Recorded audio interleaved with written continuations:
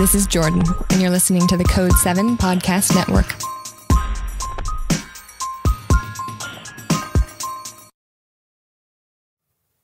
Warning. This episode contains the 3 A's of podcasting: adult content, adult language, and awesomeness. You've been warned. Hey, what's going on? This is Ricardo with the Code 7 Podcast Network, and this is going to be episode 341 of Within the Trenches, True Stories from the 911 Dispatchers Who Live Them. This episode is sponsored by InDigital as well as Rapid Deploy, and of course, as always, a big thanks as well to patrons of the podcast. I appreciate all the support and all of you who listen and watch every show that is part of the Code 7 Podcast Network under Within the Trenches Media. Now, just a few days ago was August 24th, 2020, the anniversary of the birth of the I Am 911 movement. It was National I Am 911 Day, and many people celebrated by sharing their stories and talking about how it has impacted them in so many ways. And the movement has opened literally the eyes of millions around the world on what it is that 911 dispatchers do on a daily basis. That they're not just there answering the phone, that they're there with the caller the entire time, that there is so much more to taking a phone call. Also, that night was a very special Imagine Listening session. Now, Imagine Listening started in 2017, and I started this. The first one was at the Indiana NINA APCO conference in 2017. And I had this idea. I wanted to share stories even more through the podcast. So I did a live audience session where I gave 911 dispatchers and call takers the opportunity to share one of their personal I Am 911 stories. Now, in the beginning, no one really shared. And I shared a couple of my stories. And then I asked, or rather told them, if they would rather share a story by writing it down, you can do that as well. And so many people ended up writing stories down, because what I was going to do was I was going to read them for them. And then one person said a story out loud, and then another, and another, and it just kept going. And it was such a powerful session. Now, Imagine Listening is only an hour long. The first 30 minutes is Imagine Listening, the emotionally intense stories that come from the I Am 911 movement. But also the powerful saves, each one of those stories powerful in their own right. And then the last 30 minutes is open mic, where we share the lighter side of dispatch and we laugh together. Laughter is good medicine. We start out emotionally intense and then we move on to the laughter. And when we all left from there, so many people just felt so much better because they were able to share those stories in a room with those that understand, that get where they come from and what they're talking about. I've done Imagine Listening at conferences, state conferences, national conferences, and it has been amazing. So on Monday, I tried to do a session virtually. And it was amazing. There were so many people that joined, and we shared and we shared. And every Imagine Listening session, none of it has ever been video that has gone out there. It has always been audio, because in listening to the audio as an episode going out there, other people hearing these stories, they understand more. We heal together. And a lot of people have said that they love the Imagine Listening sessions because they realize that they're not alone. Imagine that. They realize that they're not alone, that there are other people out there that are dealing with the same thing, and they feel comfort from that. And in those stories, in that support for each other, we're healing and gaining a form of closure. What you're about to hear is the audio from that Imagine Listening session. Now, you will also get to hear the audio from the open mic session. Both amazing episodes. And during the time that we were doing that session, I asked if people would want to do this again. So all of those that were in that session, the 200 people that signed up, we are going to do another session. And if it goes well, I might do it more. Because from what I got from this, people need it. They need a spot to share.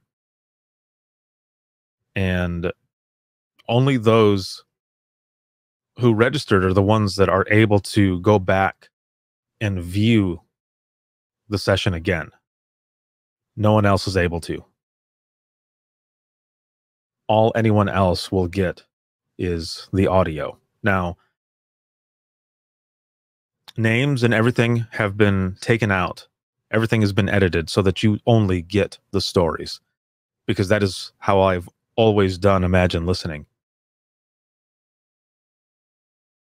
So I want to thank everyone who attended the session and who shared a story. And even if you didn't share a story, thank you for being there, because you were there in support. There were so many comments that were coming in for each person who jumped on screen with me to share a story. In the comments, it was just words of support. So thank you. Thank all of you for the job that you do and for joining me for the first virtual Imagine Listening session. Because of you, it was a success. I appreciate it more than you know. And so do everyone else that was there for the session and those who are going to hear the audio from this episode. Thank you very, very much.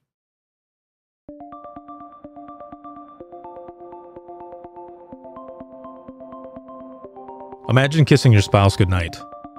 You head to bed early, leaving your spouse on the couch as they watch a show. You wake up and notice she never came to bed.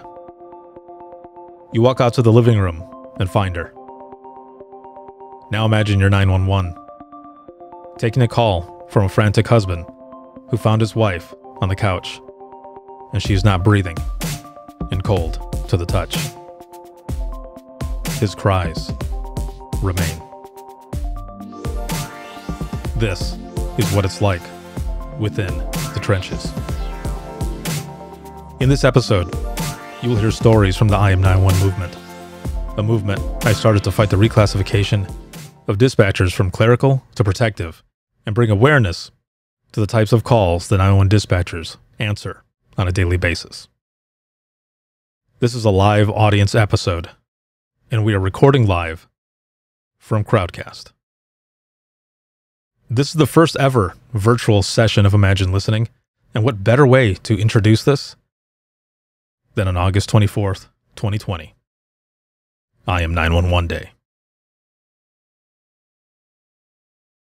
Now, you heard the warning at the beginning, but I must warn you again and add that if you suffer from PTSD or have suicidal tendencies, you are listening at your own risk. The stories you're about to hear are all true and come from the dispatchers who live them. While some stories have a good outcome, the majority are horrifying. This is our reality. Your worst day is our everyday. So let's start with a bang. I want you to imagine each story. Become the dispatcher who has taken each call and imagine listening. So a story that came in, a story that one of my admins had posted this morning. It says, when I hung up my headset, I didn't just become normal overnight. I still suffer from radio ear, being unable to people in public, and recurring thoughts of bad calls. I am 911 and always will be. Okay, I wrote it down so I would kind of remember. I've not told very many people this because it makes me feel weak, or I'm not sure. It's silly. But it's been over a year now. You were my first TCPR call while working alone. I'd only been doing this less than a year. I remember your screams for help, begging me to tell you how to save your baby that you had just found in the pond. I'm giving you instructions as you scream and cry for your baby to wake up. You live so far away in the county. My deputy, he is a new daddy as well. He drives way too fast down very bad country roads to get to you. You have the phone down, so I hear him giving CPR as well. Your baby makes it to the children's hospital before passing away. I still think of you, your pleas for help, your begs and your cries for the baby to come back. I think of your loss often, even though you don't know me. I am 911. Thank you. Don't ever think that you're weak. What you are doing right now, that's a lot of courage to be able to share this story. That's amazing. It's powerful. Thank you so much for sharing that with all of us here. Thank you. It is my hope that what we're doing here for you and for everyone else, that by sharing this, it will also help you feel a lot better. I know for myself personally, I would hold a lot of these calls in, and it was when I would finally talk about them and let them out, I was able to manage it. There were some that really were haunting, but the more I talked about them, the more I shared them, especially with those that know what we know, it helped. It was the most interesting thing where in the beginning, I felt the same. I thought, man, my peers are going to think that I can't hack it or I can't handle this because I'm asking for help. But in the end, it was the courage to actually ask for help and to share stories. It was therapeutic for me to be able to share them. So again, thank you so much for sharing. Thank you for having this.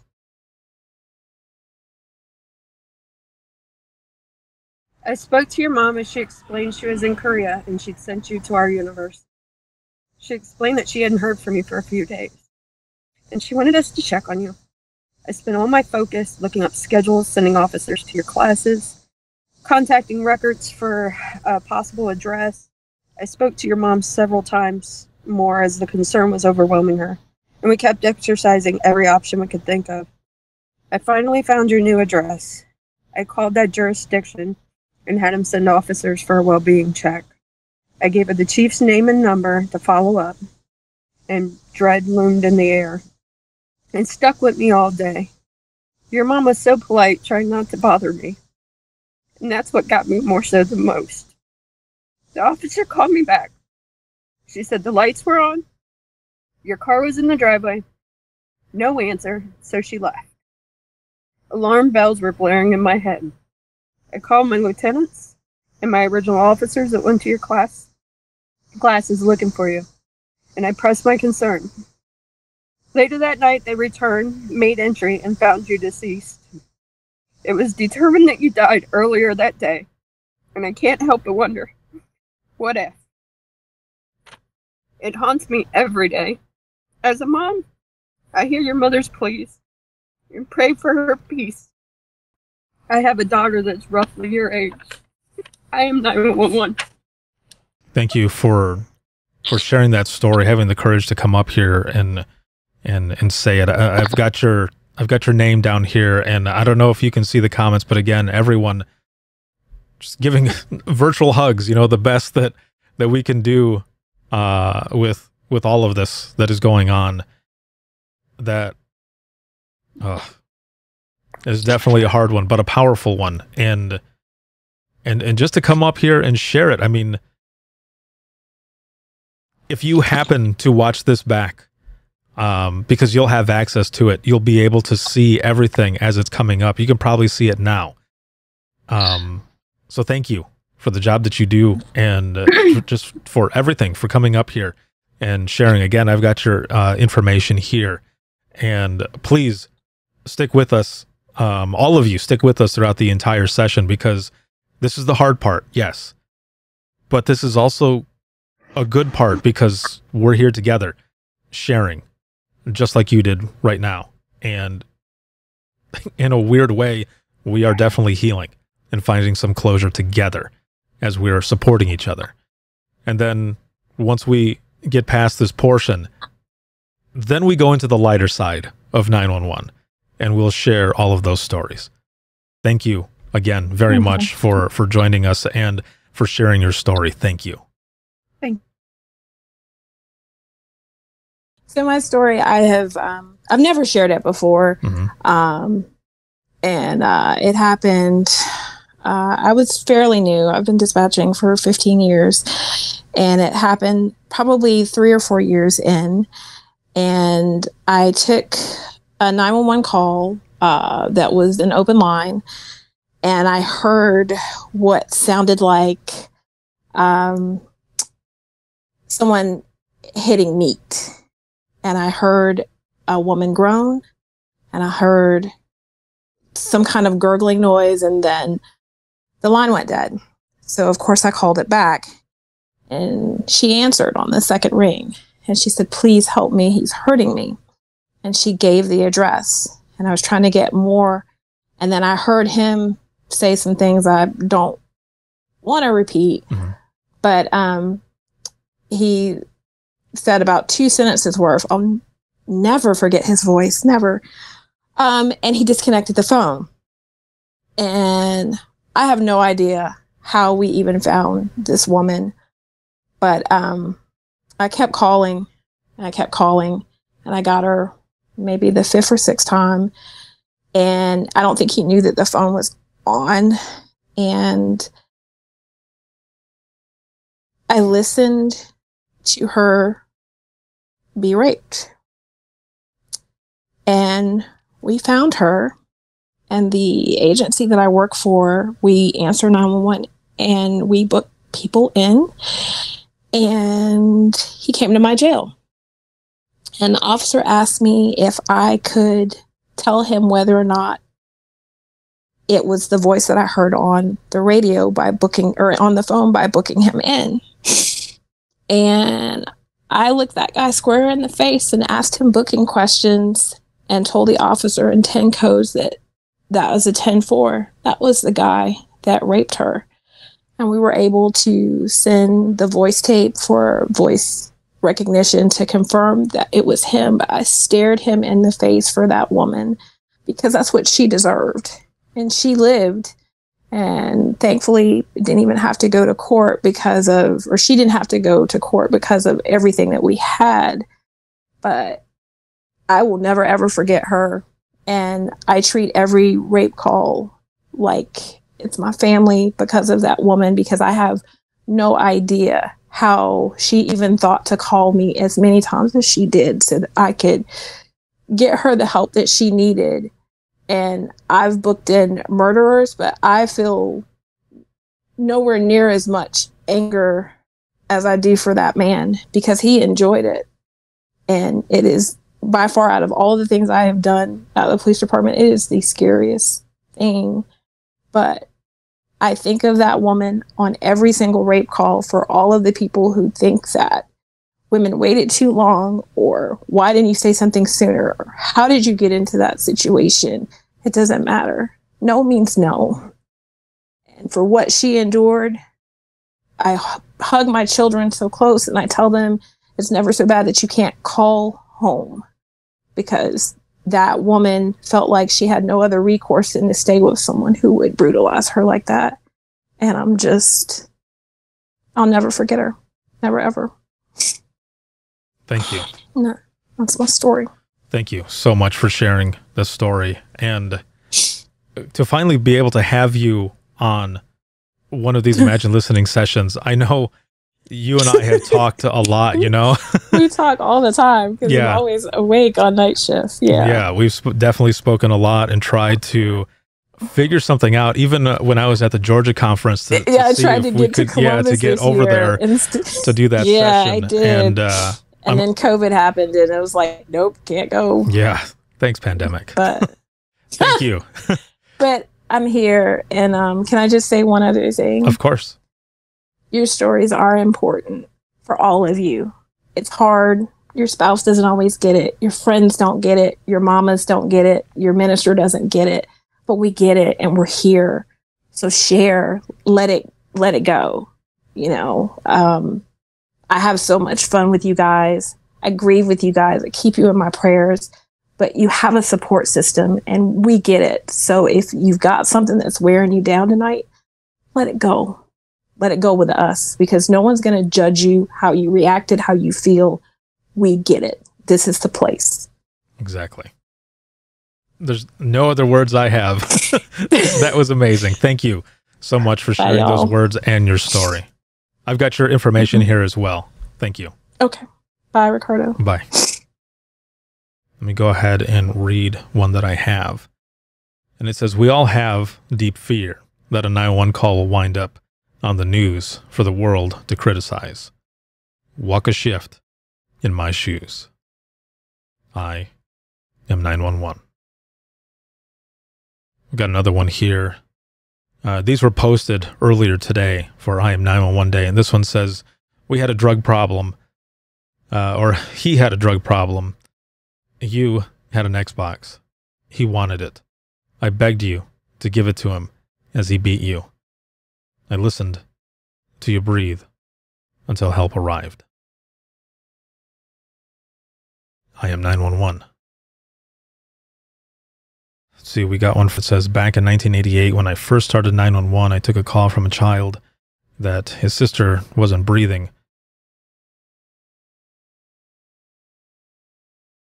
And had drowned in the pool. I talked his mother through CPR. She was transported and died 2 days later. It took years to listen to the recording. I visited her at her grave. I am 911. I don't know what year it was, but there was a woman on the back of a hay baler, and her 5 small children were walking behind the hay baler.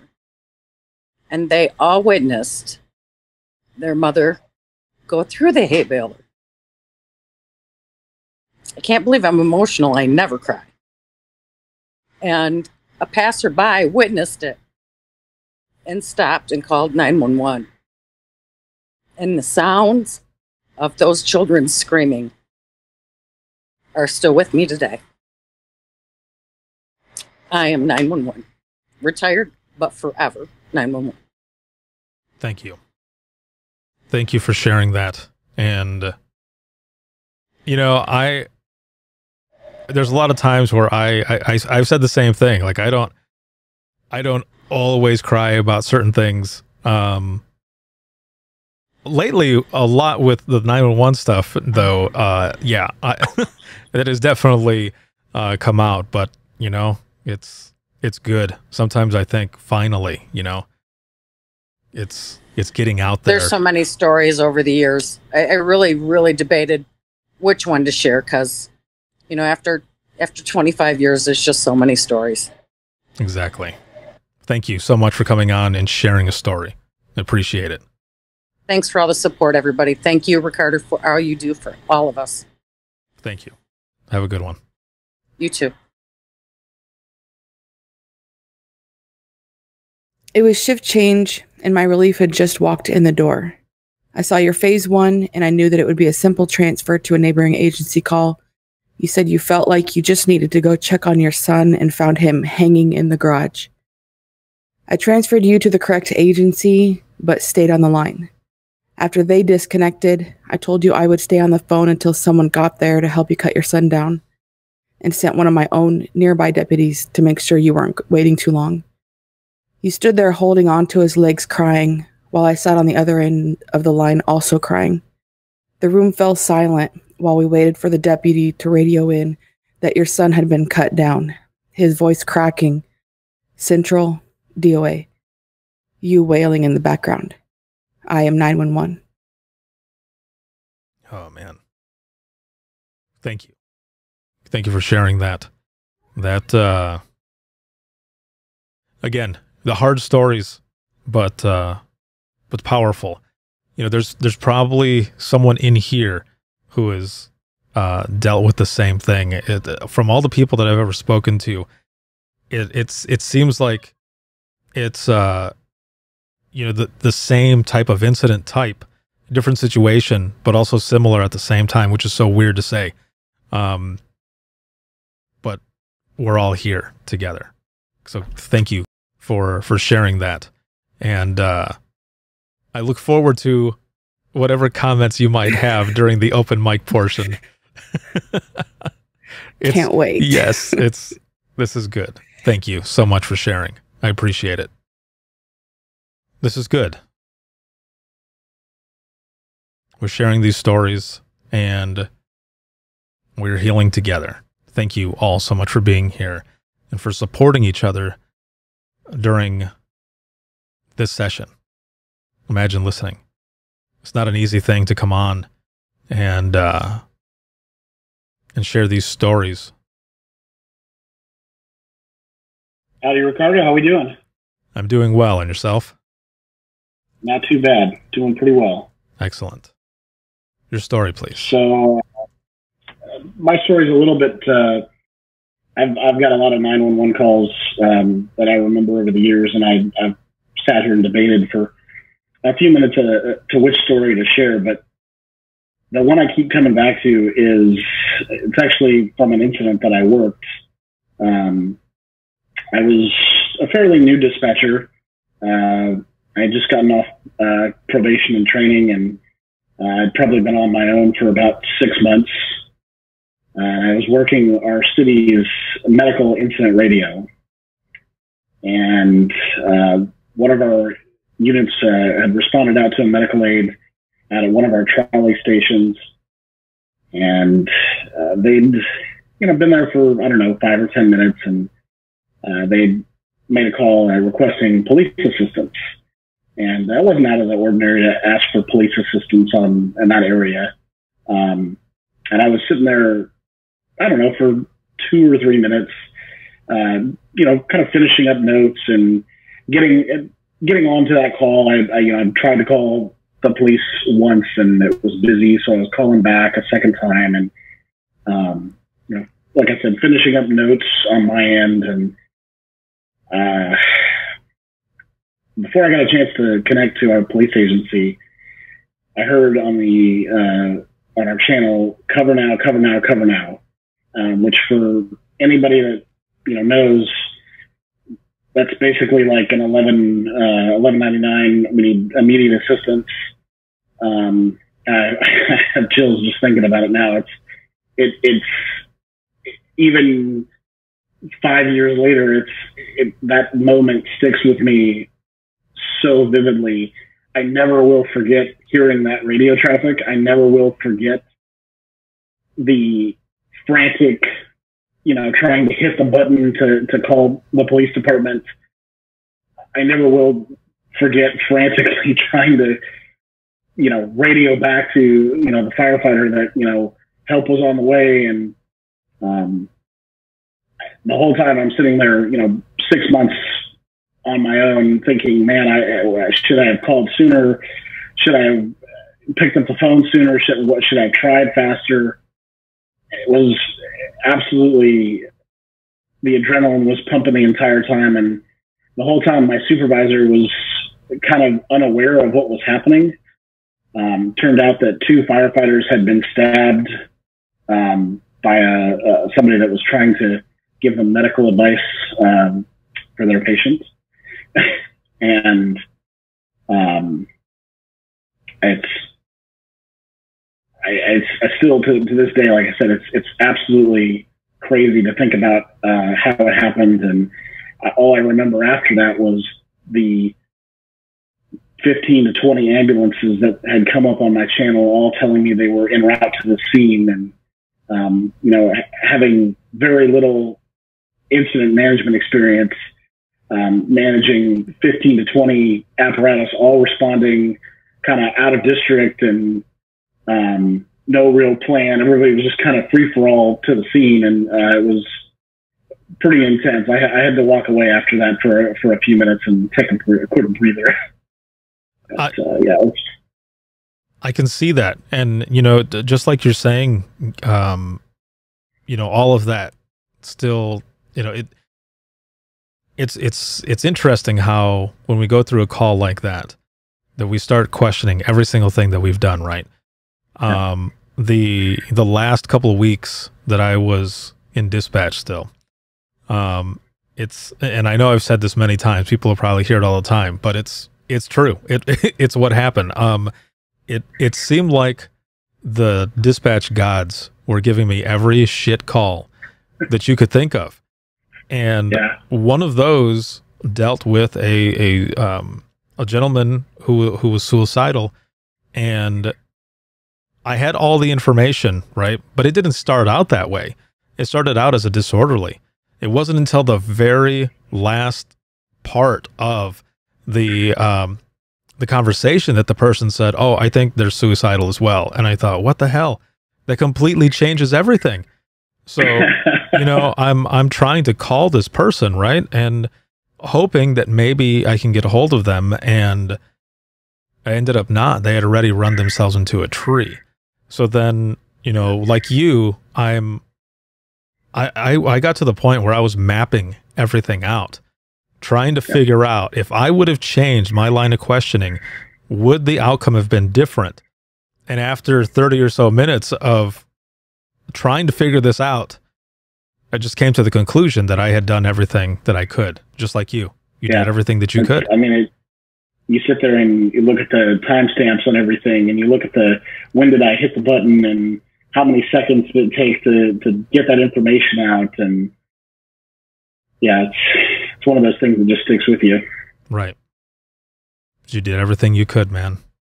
Thank you for sharing the story with everyone that's here, and for continuing to do what you do. I appreciate it. I appreciate you. Thank you so much for coming on. I've got your information here, and I will email you as well. Thank you so much for coming on.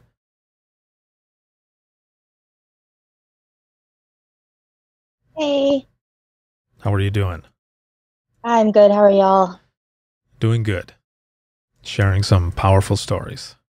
Yeah, I've had enough of crying already through some of these stories. I promise you, once we get through this emotionally intense part, the next part will be, you'll be crying, but you'll be crying because you're laughing. So I promise it'll be good. Your story, go ahead. All right, it's a little long, so I'm going to try to shorten the best I can. So I work for an agency that's not really big, but not really small. We're kind of in between. I work on shift with one other person. It's just the two of us for our 12 hours. And the call that I'm thinking about, we try to take bathroom breaks when we can because we don't always get the chance to get up. So my partner had gone into the restroom and 911 rang. I answered and it kept ringing. So there was another line. And the first one I answered was an accident.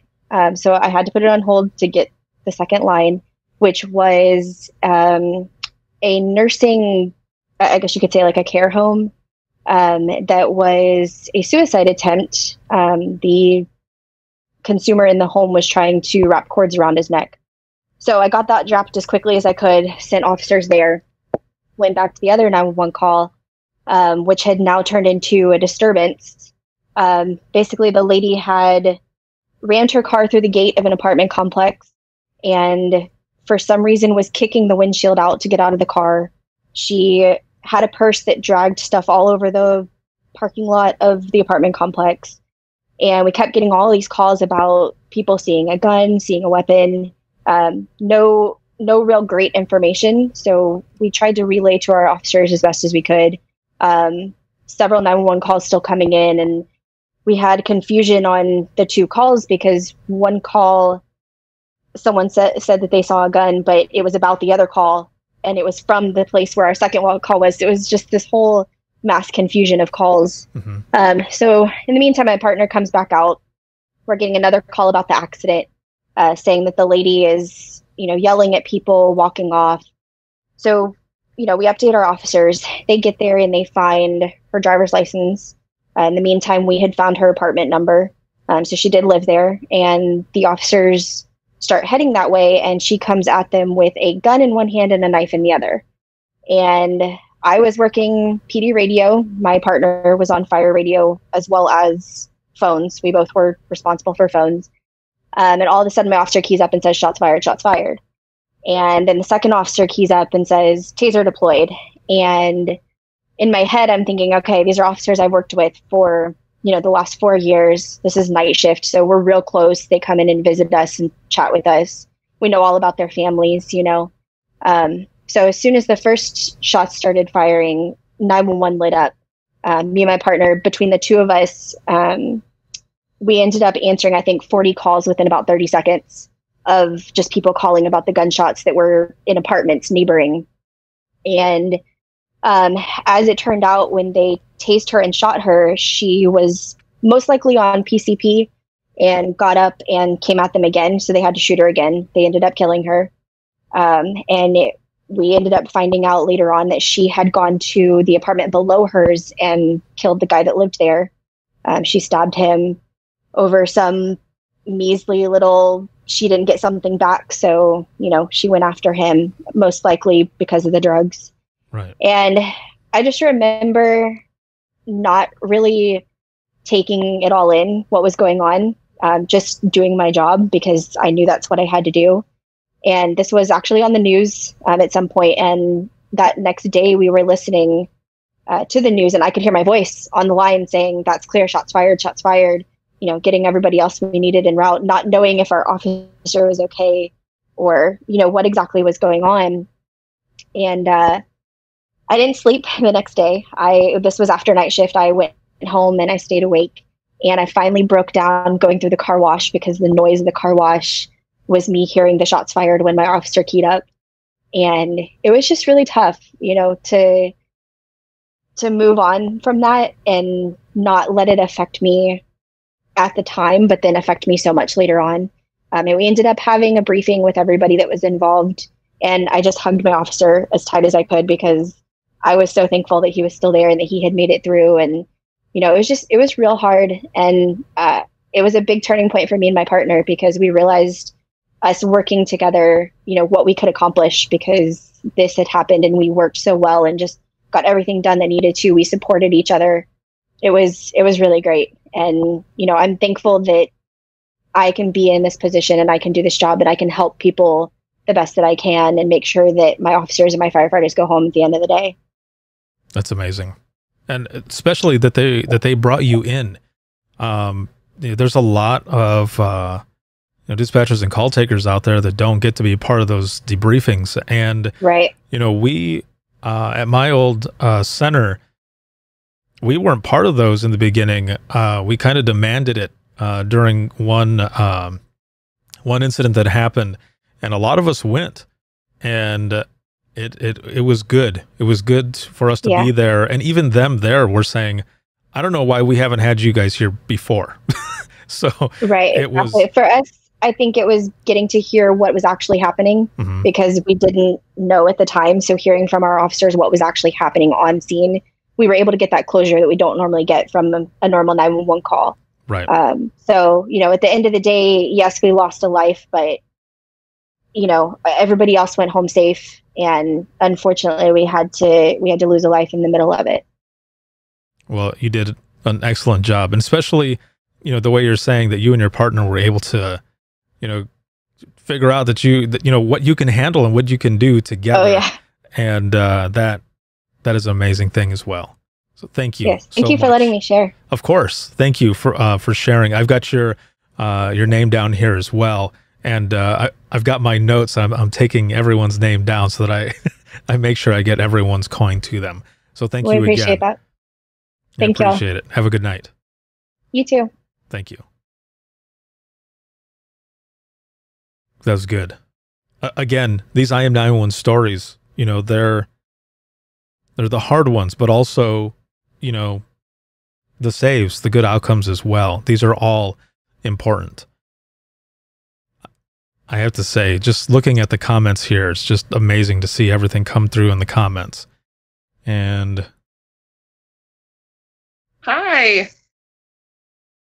Finally got my camera to work. I like how you put on there, I'm ready this time for real. Well, it kicked me out about 3 times, so I'm glad that it finally accepted it. So perfect. All right. You have the floor. I wrote mine down. It is my story, but it also is a story of a lot of the dispatchers that I worked with the day, and it's a story that kind of involves a lot of our officers. So it's also the story of my officers and my firefighters and my EMS as well. So excellent. I'll go ahead and I'll just read it for you. You were driving home when you were in a car accident. You collided with a gravel grader. I remember one caller screaming at me to get medics there now, or you would die. I quickly dispatched deputies, the QRU, and an ambulance. I knew something was wrong when the responders didn't talk on the radio. When a deputy finally gave me the plate, his voice was stressed and strained. The vehicle was registered to one of my off-duty officers. My heart fell. It was my officer's teenage daughter, you. I know I did everything I could to get you help, but you still didn't make it. Your call reminds me every day to give my best effort for each and every caller, because sometimes, like you, the person needing help is family. Thank you for sharing that. Those, yeah, like I've said with all of these stories, those are the hard ones, but the powerful ones, but especially when it comes to something like that. I remember working a couple times when things happened that were similar, or that I heard about it when I was on my day off, and I thought, that's just tough. But you having the courage to also share it and to treat, like you said, every call, that goes out to everyone. You know, treat every call like it's your family, or like it's priority one, because it'll be that one time that you don't treat it that way that you end up on the news, or something else ends up happening like that. Absolutely. And it was one of those ones where I looked back and I thought, you know, what if, was there anything else I could have done? And I realized, you know, I handled that call perfect. I got everybody there as quick as we possibly could. I followed all of our procedures. And so in hindsight, it was kind of a blessing to me, because I was able to say I did. And I did give my best, and it was enough. It was just an unfortunate accident. And I didn't make it worse by not doing my job. Right. Thank you so much for sharing. And I'm glad that we were able to get you on here. Yes, as well. Thank you for working with me to get me on here. I really appreciate it. No, of course. Again, thank you so much for the job that you do and for sharing this story. I know for everyone, you know, it's not easy to do, but thank you for sharing for the movement. Yes, I appreciate it. Thank you. I appreciate it. Have a good night. You too. Thank you.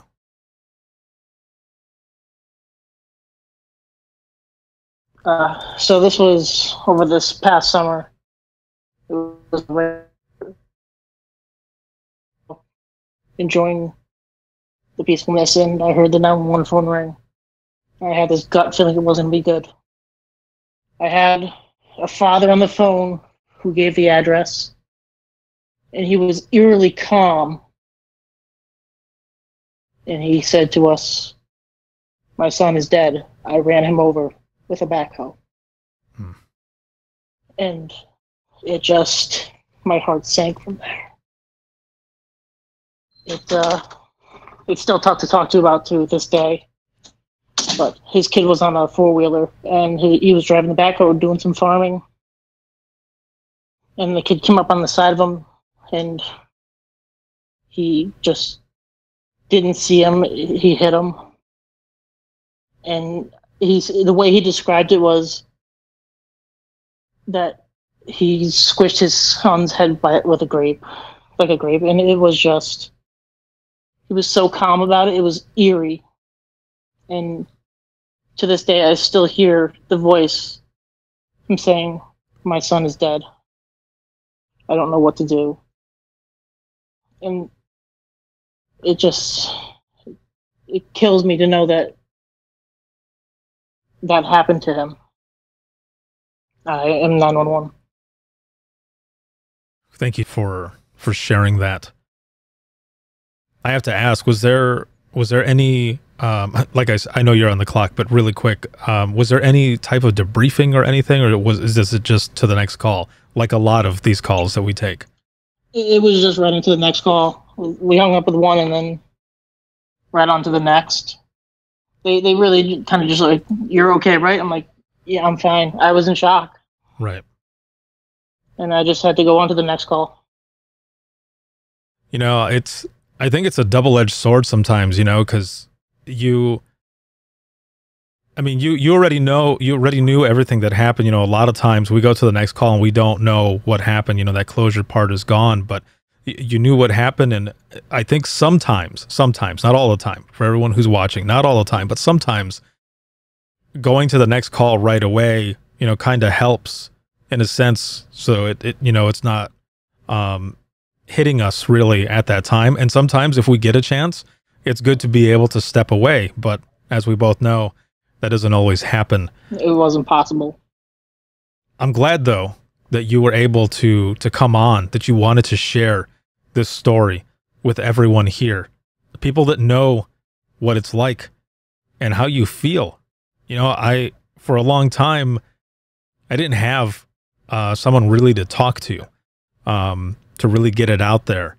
It was through doing things like this, you know, writing, podcasting, everything is where I found it to be therapeutic. So I'm hoping that by sharing this with everyone here, that it's easier. It'll get a little easier. You know, the more we share our stories, the more that it helps for us to manage whatever, you know, might come. But again, thank you so much. I've got your information here, and I will get you your coin. Again, thank you. Thank you for sharing the story and for the job that you do. Thank you. I live in Colorado, but I work for a larger agency here in Colorado. And this story happened on my very last day of OJT. It was a Thursday morning, and a man calls in, and the way our system is, it's an automatic call drop. So like we don't get to choose to answer, it just drops in our ear and we go. And so I can automatically hear him crying, and I say, well, what's the address of your emergency? And he tells me, and I say, tell me exactly what happened. And he said, I think my son is dead. And I was like, oh my gosh, oh my gosh. And so I'm trying to keep it together, and I say, okay. And we have EMD, which is emergency medical dispatch. And throughout all OJT, I was like really intimidated by it. But whenever he said, my son is dead, I just went into parent mode, and I didn't care about, how scary protocols and stuff were. I just went with it. And I said, okay, are you with him now? How old is he? And he said, my son is 1 year old. And my heart just sank. And I go into it, and he verifies that he's not awake, he's not breathing, and he's just crying and he's screaming, and he, please help me, please help me. And we get into CPR, and at first he doesn't want to do it because he doesn't think that he can. And I convince him, I'm like, you're going to do great. We need to get into it. You need to help your baby now. Mm-hmm. And so he's counting compressions with me. And then Mom walks into the room. She just got home from a night shift, and she has no idea what is happening. And then she starts to scream once it kind of all clicks together. And I'm still waiting for first responders, EMS, to get there. And Dad is still counting the compressions. And they finally get there. and I disconnect the call. I go out of service, so I can't receive any more phone calls, and the call lasted all of maybe less than 10 minutes. But with me being the baby there at my agency, everybody around me instantly swooped in to support me. And they're like, "You sounded great, you did really good." We have call takers, we have fire dispatch, EMS dispatch, and police dispatch all on the same floor, and we all do different things. So some of us only take calls, and then other people are responsible for dispatching it out. Fire dispatch came over, and they're like, "You did great." EMS dispatch came over, they're like, "You rocked," and I'm still like, shaking because did I do everything I was supposed to? I don't know. And the baby didn't make it. He had a violent seizure in his sleep, and nobody knew until they woke up that morning. And the week before, Dad had called me with his son. I could hear that same child, that same baby in the background. He was giggling, he was babbling. Dad had just been assaulted with the baby on him, and that assault is what triggered this violent seizure just days later. It was Mother's Day weekend.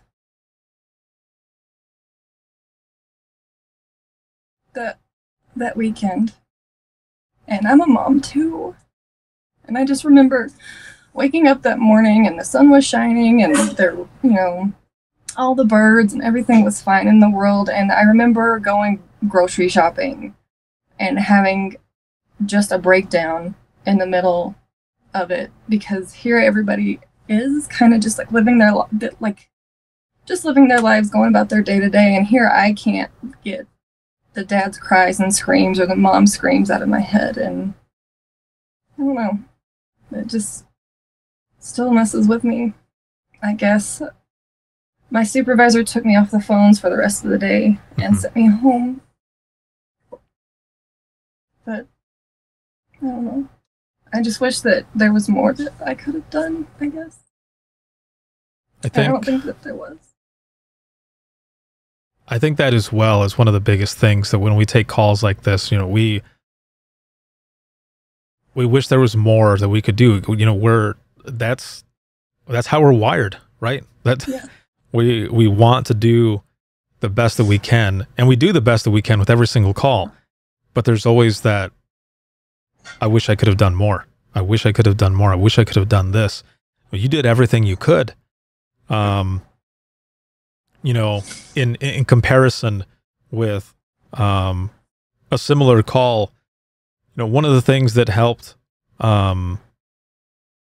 EMS called up for their times and numbers and had said to me, when we got there, they were doing textbook CPR, and, you did everything that you could. And it always helps, to see that, or to hear it rather. And everyone in the comments here saying the same thing. You did an excellent job. You did an amazing job. You did everything that you could, and you did. And I hope that by sharing this as well, that it definitely helps. It's the first step in any type of healing, is sharing that story, and that's what we're doing here. I know, I say it over and over, but that's what we're doing. We're healing here together. Everyone here in this group knows what you're going through. Possibly had a similar call. And even if they haven't, they know, because they've been there. And they know about all of this. So thank you so much for sharing this story tonight, for the movement, for yourself, and for everyone here. And again, to all of you who are here with us, supporting each other. Thank you so much for sharing that story. And I can't say enough how much I love this platform, and how we're just able to interact with each other in real time here. All of these stories coming in, and it's amazing. So it was probably a year after I started my career. I was in Florida, so I was at a bigger agency. And a 6-year-old called 911 and told me that her sister was dead, and I thought it was a joke. And so I was trying to get her to get an adult and see what was going on. And the grandmother was watching her and her 1-year-old little sister, and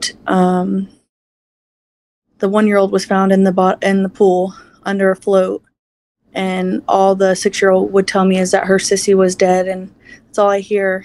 Like some nights is, especially in the summer when it happened, and the grandmother had a thick Australian accent, so I couldn't understand her that well, and I knew at the time when we were doing CPR that she was gone because the only thing coming out of her mouth was foam.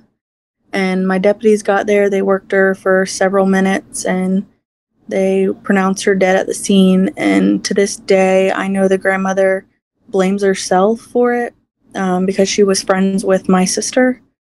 And so all I can hear is a 6-year-old tell me that over and over, my sissy's dead, my sissy's dead. And so... Those are definitely... Those calls are so hard. Whether you have kids or not, they're hard. They are. You don't ever want, a child to be getting hurt. Anyone really, but of course, children are so innocent and everything. It's harder, to handle in a way. But I thank you for taking a moment to come and share the story. I hope that, like I've been telling everyone that has helped, to be able to share and to get that out there, because, with not just you, but for everyone who is sharing, there is someone in here who has dealt with something similar that now feels and knows that they're not alone. So thank you. Thank you for sharing, and for everyone thank who you is for sharing. giving us a platform to share and be there for each other. It's been an amazing experience. And again, thank you for sharing it. Everyone in the comments as well are thanking, kids calls are the hardest, and thank you for sharing. And it's true, but that's why we're here. We're here and we're supporting and we're healing together. So thank you again. And I hope you have an excellent rest of your shift. Thank you, Ricardo. All right. Have a good one.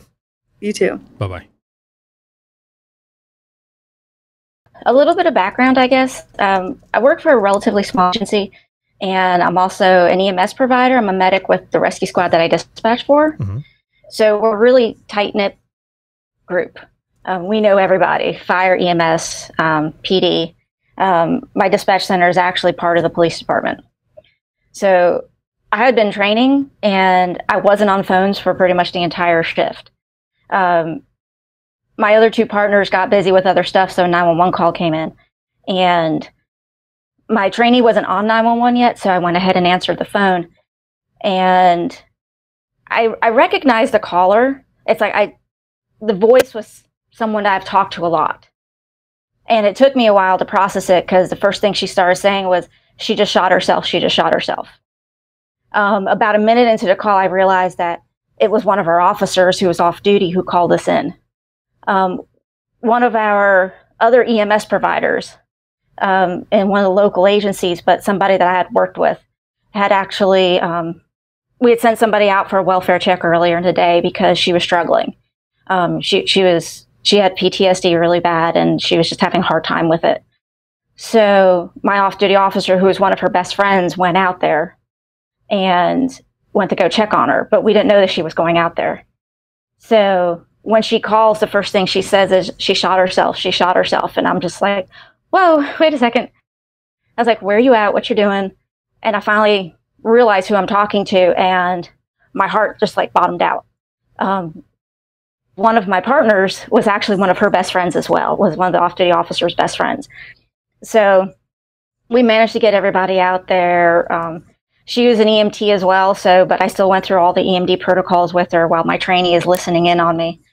And we got everybody there, and she was still alive at the time. We launched a helicopter, but she never made it. It was just the weirdest thing having to listen to one of my officers on 911 call in about one of her friends who I knew personally, my partner knew personally, and that we're both really good friends with this officer. Have to call in for one of their friends who shot themselves in front of them. And so it's like, and she's been through a lot of EMDR and because she's just had a lot of really bad calls in general. But it was the first time in 8 years that I just put my headset down. I was like, I need to leave. I was like, somebody needs to come in and relieve me right now. And with the training in the room, and as a supervisor, I've never done that before. And I think everybody around just kind of realized that. They're just like, yeah, you need to go. And I was like, yeah, I need to go. But like in all the time that I have been dispatching, it had never really hit me that hard. And between EMS and dispatching, I've had a lot of really bad calls. And this one was just like, I never imagined that I would have an off-duty officer have to call that in, that one of her friends that she ran rescue with and ran fire with, and that I've run with, and that would actually succumb to her demons while I'm on duty. So, yeah.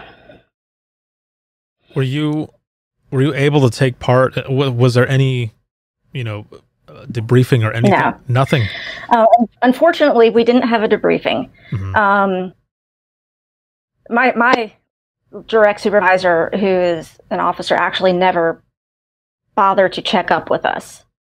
I'm actually I'm on a peer support team. I'm a CISM tier debriefer. I'm one of the lead ones for my agency, and I was constantly going and reaching out to everybody else, making sure they're okay. And only like a handful were like, oh, wow, you're involved in this. You don't need to be doing that. They're like, I was like, yeah, you know what? You're right. But I'm still going to do what I need to do. Right. It's like my partner he used to be one of my regular full-time partners, but went to part-time. And so he was just kind of helping us out that day because I was training. And I sent him home. I was like, you need to leave. You need to go home now. Call me and text me wherever you get where you're going. And he actually went out to the scene to be with his best friend, who was the officer, and just kind of like sat there with her. So yeah, it was probably one of the roughest ones because I still had to have all the supervisor responsibilities of making all the notifications because there was an officer involved, and getting all the administration out there, getting fire EMS, and still dispatching. And even all my friends on fire rescue were like, we heard you crying while you were dispatching other calls. And I was like, yeah, it happened. Right. We get through it though. Yeah, exactly. And that, it's just like taking, you've got, the calls, and you go from call to call to call, and you are there doing your supervisor duty still, going through all of that. And we always put others before ourselves, right? And it's just like, let me see, where is it here? It says we all need to remember self-care. And that's a hard thing. That is a hard thing for us to do in that situation, because just like those out on the road or the callers and everything, we put everyone first ahead of ourselves because we're doing the best job that we can, and we just want to keep doing that. And sometimes it takes something to tell us, to be that flag to say, hey, you need to step back for a moment and take care of yourself. Yeah.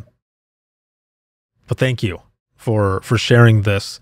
And please go through the comments. There, just everyone who's been sharing, please go through the comments, because there's so many people they're just here supporting you, and for you and your story, and for sharing.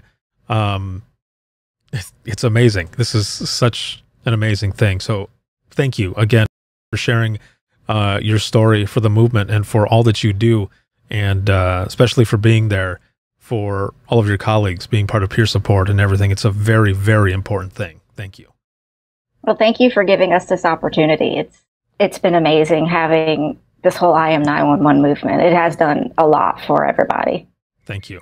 I appreciate it, and have an excellent night. And we're going to be starting in the next segment here in just one moment.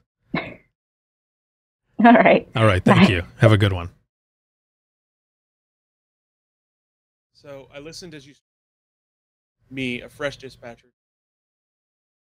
I didn't know what was wrong, but I knew it was bad. I entered a call for police, fire, paramedics. I thought you said she hurt herself over. You were in such pain that you couldn't tell me what had happened, other than that short little sentence. I found out later that you had just returned home from picking your kids up at school after a long day of work. What you were trying to tell me was she hung herself. You found your wife hanging from the rafters, and you kept hanging up on me. And I would call back and keep hanging up, probably out of frustration because I couldn't understand what you were saying. You were completely inconsolable, and she was beyond. I think about you and your... I am. Thank you very much for sharing that story. That is definitely a hard one to hear the loved one in your ears and for it to stick with you. That's one of the things that I try to tell people whenever I've heard, you guys are, you're taking these calls and sending people out. It's like, they're not just these calls. Like, there's way more to what is going on. We're right there with that person the whole time. And it sticks with us.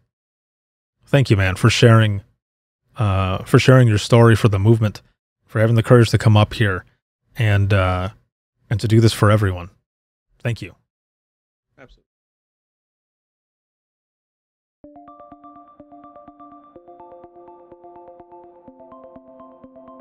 That was the audio from the very special Imagine Listening session, the first virtual Imagine Listening.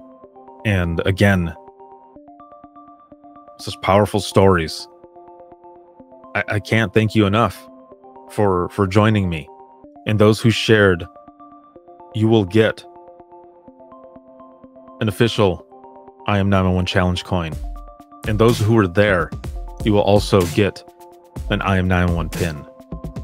Now we're going to be doing a second session because everyone who was on there, we did not get a chance to get through every story that people wanted to share on screen with me. So the episode fully all through is about 2 hours long, and I had slated it for 1 hour. But as we got into a lot of the stories, I realized it was going to be, we were going to go way over with Imagine Listening, and that open mic was going to be cut a little short. But for everything that we did, it was more than worth it. And I can't say it enough. You were all amazing. And the job that you do is not an easy one. Not many people can do it. Thank you for everything that you do as the most vital piece of public safety. And I look forward to seeing you all at the next session. And those who are watching, if this is something that you would like to participate in as well, after we finish the next session, like I said, if there's interest, I'll open it up and we'll do more of these sessions because they're important and it's definitely needed. The stories are powerful ones, and they're ones that need to get out there. Your story matters. And the I Am 911 movement continues. Thank you once again. This episode has been sponsored by InDigital and Rapid Deploy. If you have any comments, questions, you want to be a guest on the show, you can email us, and that's going to be wttpodcast@gmail.com. Once again, that is wttpodcast@gmail.com. You can follow us on Twitter. That is @91podcast. You can like us on Facebook. That's facebook.com/within the trenches podcast. this show will always be free, but if you're looking for any bonus content, early release episodes that are ad-free, as well as discounts to the store, swag, t-shirts, all types of stuff, and even more bonus content that's going to be coming up. I'm working on a lot of different things. Make sure to check us out, and that is patreon.com/WTT podcast. And I can't thank the patrons enough. Thank you so much for everything. Sponsors, patrons, all of those who support, watch, and listen. Thank you from the bottom of my heart. Thank you very, very much. And the audio for the podcast can be heard 24/7 on Apple Podcasts, iHeartRadio, Spotify, your favorite podcasting app, and withinthetrenches.net. Have a good one, everyone. And thank you again to all of you who participated in the first virtual Imagine Listening session. Have a good one.